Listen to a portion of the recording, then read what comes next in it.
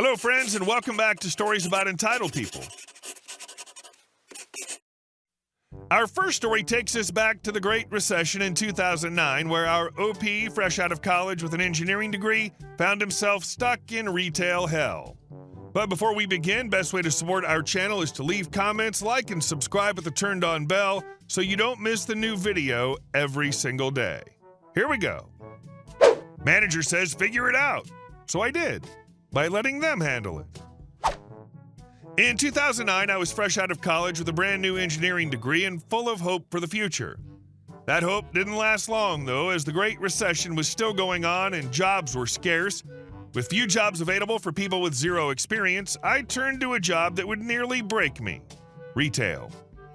While I was in school, I worked part-time in the print shop for my department as a way to make some money and keep student loans to a minimum. So with no career prospects in sight, I applied to work in the print shop of a large national office supply chain. For a while, we had 3 print employees, but eventually one of them quit, leaving just me and the print supervisor to cover our department from 7:30 a.m. to 9:30 p.m. You'd think this setup would be easy enough to schedule for. One person shows up at 7:30 to open, works till 4:30 with an hour lunch. The second person shows up at 12:30, works till 9:30 with an hour lunch. There's enough overlap that each person can take their lunch and not leave the print shop unattended for someone who doesn't know what they're doing to royally F up. But management had other ideas. Basically, anybody at the store who wasn't a manager or supervisor would get assigned just enough hours to be considered full-time, but not enough to get all the benefits. I think it was 30 hours. Regardless if you were full or part-time, though, the company had very strict rules about shift lengths, breaks, and such. For example, if you worked at least 6 hours, you were entitled to a 30-minute paid lunch break that was to start no earlier than 2 hours into your shift. The electronic time clock wouldn't even allow you to clock in or out if it was going against company policy. So when they set my schedule 5 days a week from 3:30 to 9:30 and my supervisor in the print shop left at 4:30 every day, I knew immediately that there was going to be a problem. But I did exactly what the company handbook said to do. I showed up at 3:30 and took my break at 5:30, leaving the print shop completely unattended. Usually one of the managers would take over, but occasionally they would ask one of the other poor wage slaves to help out.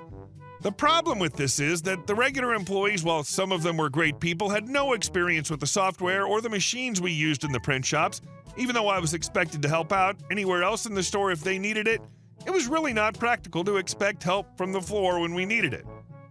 This went on for a few weeks until the youngest of the store managers, and by far the least qualified, and I had this exchange over the store walkie-talkies for everyone to hear.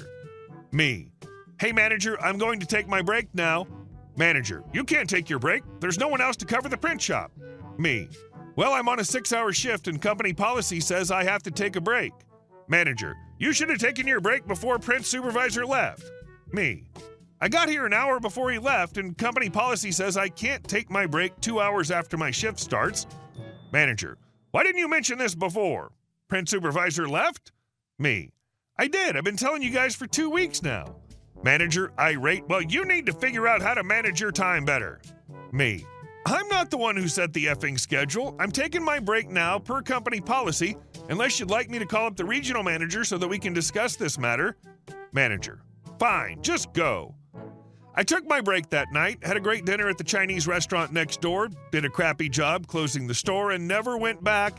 Luckily, I had interviewed for another job earlier in the week and was expecting an offer, which I got, thankfully, and for twice the pay. Bonus: if you ever went over your assigned hours, you got written up, no matter how minor it was. 1 minute over, written up. This is a pretty common occurrence in the print shop, because you'd have customers come in who had jobs that you couldn't always time perfectly. Sure, you wouldn't start working on an hour-long job when you only had 5 minutes left in your shift, but if someone came in asking for 3 copies of something and the other employee was busy, it was rude to tell them, "Sorry, my shift is ending in 5 minutes," so you'd do their job. Maybe the printer would jam and you'd have to run it again.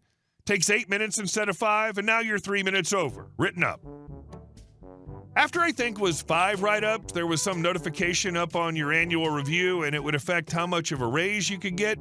So when I got my annual review and only received a 15-cent raise, primarily because of poor time management, I assured them that I would do better to not go over my time. From that day on, anytime my shift was up, no matter what I was doing or how close I was to finishing their job, I told the customer flatly, "I'm sorry, but my shift is ending and I'm required by company policy to clock out immediately. Due to liability concerns, I'm not able to assist you outside of my scheduled shift." I'd sometimes leave customers with half-finished jobs and nobody else to cover the print shop except the manager on duty because, again, I don't write the effing schedule. Honestly, good on you for walking away. Retail hellholes like this don't deserve hardworking employees, especially ones who actually warn them about their problems before they explode. I bet they struggled hard to find someone to replace you, especially at that garbage pay rate. And our second story, farmer versus pool. I grew up on a ranch, not some tiny plot with 3 chickens and a goat, but a massive spread of about 300 acres that my family accumulated and expanded over generations. My grandfather was a tough old man who worked the land his entire life, and my father followed in his footsteps. Now it's my turn to manage the farm, even though it's not the most profitable business nowadays. But damn it, people always need to eat, so I decided to keep the family legacy going. At the far edge of our ranch, there was a picturesque little forest with a stream. My grandfather used to enjoy shooting there with his old buddies until one of his friends built a professional shooting range and their entire group moved there instead. Since then, the forest area was practically abandoned and we rarely visited. That's where the trouble began. One day, during a routine boundary inspection, my father noticed something strange. Someone had bought the neighboring land adjacent to our forest and decided to build a small but luxurious heated swimming pool right on the edge of our property. And it wasn't just near our border, as my dad clearly remembered. Our territory ended a bit past a large granite rock, yet the pool was built a good 10 yards closer to us, meaning it was definitely encroaching on our land. The area had become somewhat overgrown, so we didn't immediately notice this outrage, and the news reached us only a year later. My father, being a peaceful and reasonable man, decided to calmly discuss the matter with the neighbors. He approached their house, knocked, and the door opened to reveal a man around 40 with a self-important king-of-the-neighborhood look. My father politely explained, "Excuse me, but it seems your pool is partially built on our property. Maybe there was a surveying mistake. Let's check it out and resolve this amicably." The man smirked and replied arrogantly, "Dude, are you seriously whining over a few square feet of your worthless farm? Do you even know who I am? My brother works at the local police station. If you don't get the hell off my property, you'll have bigger problems to worry about." My father, stunned by this arrogant response, returned home furious. When my grandfather heard about the incident, he turned beet red with anger. "What the hell? Do those bastards think they can just take our land?" "They said their brother's a cop," my father sighed tiredly. "His mother could be the governor for all I care," Grandpa growled. "This is our land, and I'll teach them a lesson on how to treat farmers." The next morning, without saying a word, Grandpa climbed into his tractor with a large bucket and headed straight for the forest. My father and I ran after him, suspecting he had something serious in mind. When he reached the pool, Grandpa didn't even slow down. He immediately lowered the bucket and began demolishing everything in his path. Plastic lounge chairs, potted plants, even a small canopy, everything flew aside. Then he started methodically filling the pool with gravel, soil, and stones, breaking several young trees nearby to gather enough material.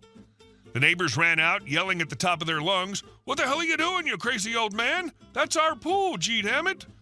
Grandpa paused and replied with a sly grin, "This is my land, idiots, and you've built your pool exactly here. Want to swim? Be my guest. Dive right into the mud." The neighbors immediately called the police, who arrived about 20 minutes later. They pointed at us angrily, demanding arrests and compensation for their ruined property. The officers approached my grandfather, and one of them asked sternly, "What's going on here? These idiots built their GD pool on our land. Here are the property documents and cadastral maps. Check for yourselves."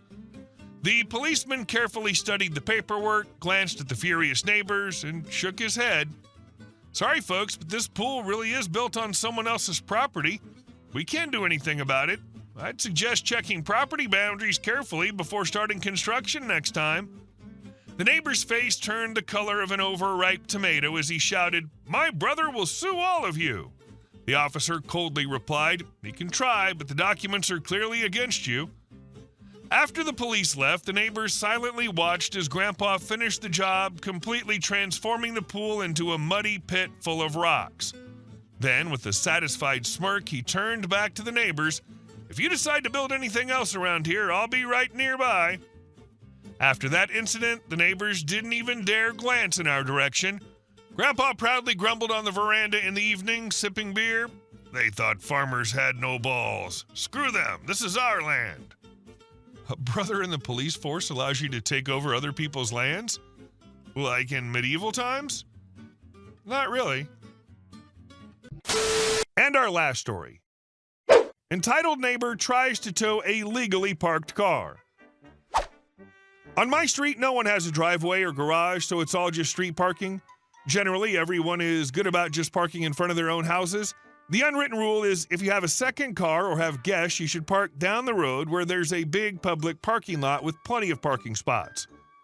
There's been an issue with the new neighbors that moved in. They have two cars. One's the dad's, one's his teenage son's. The dad has a handicap, so he got the city to turn the spot in front of his house turned into a handicap spot. This isn't a problem. The son, who for some reason has a car and a truck, will park wherever he wants in front of whoever's house. Several of us had gone to talk to his dad about it and ask if he could ask his son to be more courteous about the parking situation, given that his son is young and able-bodied and has two vehicles. He basically blew everyone off and said his son can park wherever the F he wants, so all the rest of us have just dealt with it and wrote them off as inconsiderate. Now, unrelated to this, I have my niece coming over to babysit. I, for the past few years, paid her to babysit my kids during the summer. My niece also has a handicap. Given the parking situation, which was never an issue before, we'd planned for her to stop her car in front of my house and get out, and I would go and park her car in the parking lot before I left for work. My niece, however, decided on Monday morning to instead park in my neighbor's handicap spot. She had checked with the city, I've since double-checked, and they do not specifically register street handicap spots to any one particular person. It's been confirmed that as long as she has a sticker or placard, which she does, she can park there. My neighbor is furious about it since by the time he gets home from work, my niece is still in his spot as I don't get home until much later than him. He's demanded I tell my niece to stop parking in the spot, and yesterday tried having her car towed to no avail. My niece finds the whole thing hilarious and doesn't think we should have to make the extra effort to park if he won't get his son to. I'm guessing it's probably petty and possibly morally problematic, but I agree with her, and I'm finding it hard to find any empathy with my neighbor. If he got his son to park his vehicle in the parking lot down the road, I would ask my niece to not park in his spot anymore. Honestly, I'd keep letting your niece park there as long as it's convenient for her.